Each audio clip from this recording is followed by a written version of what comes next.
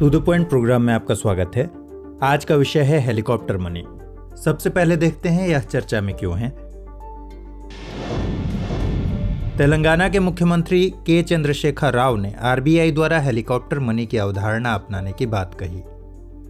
उनके अनुसार quantitative easing या हेलीकॉप्टर मनी से कोविड-19 के कारण उत्पन्न आर्थिक संकट से निपटने में मदद मिल सकती है। क्या है हेलीकॉप्टर मनी? हेलीकॉप्टर मनी एक प्रकार का अपरंपरागत मौद्रिक नीति उपकरण है। इसमें किसी देश के केंद्रीय बैंक द्वारा मुद्रा छापकर सरकार को दी जाती है, जिसे सरकार आम लोगों में बांट देती है। इस धनराशि को न तो लोगों को सरकार को लौटाना होता है और न ही सरकार को केंद्रीय बैंक को लौटाना होता है। यह मूल रूप से एक हेलीकॉप्टर द्वारा आसमान से पैसा गिराने का संकेत देता है, इसलिए इसे हेलीकॉप्टर मनी कहा जाता है। अमेरिकी अर्थशास्त्री मिल्टन फ्रीडमैन ने इसकी अवधारणा दी थी। इसे अमेरिकी फेडरल रिजर्व के पूर्व प्रमुख बेन बर्नांके ने लोकप्रिय बनाया। क्वांटिटेटिव ईजिंग और हेलीकॉप्टर मनी में अंतर। क्वांटिटेटिव ईजिंग या QE एक प्रकार का मौद्रिक नीति उपकरण है। इसमें केंद्रीय बैंक द्वारा सरकारी बॉन्ड खरीदने के लिए मुद्रा छापी जाती है। हेलीकॉप्टर मनी के जरिए केंद्रीय बैंक से लिया गया पैसा सरकार को नहीं लौटाना पड़ता, जबकि क्वांटिटेटिव ईजिंग के तहत केंद्रीय बैंक से लिया गया पैसा सरकार को लौटाना पड़ता है।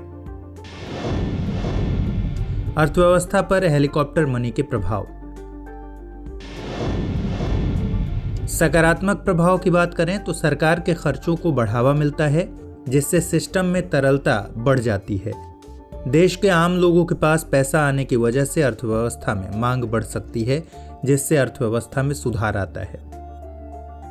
नकारात्मक प्रभावों को देखें तो बाजार में अचानक तरलता बढ़ने से हाइपर इन्फ्लेशन जैसी स्थिति बन सकती है, जिसका तात्पर्य है बहुत तेजी से महंगाई बढ़ना। रुपए का अवमूल्यन बहुत तेजी से हो सकता है।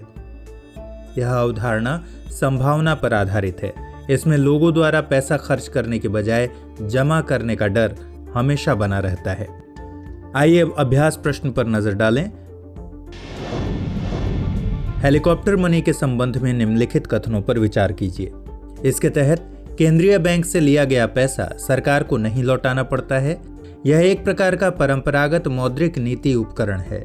उपरोक्त में से कौन सा या से कथन सत्य है या है? केवल एक, केवल दो, एक और दो दोनों, न तो एक और न ही दो। सही उत्तर है विकल्प ए।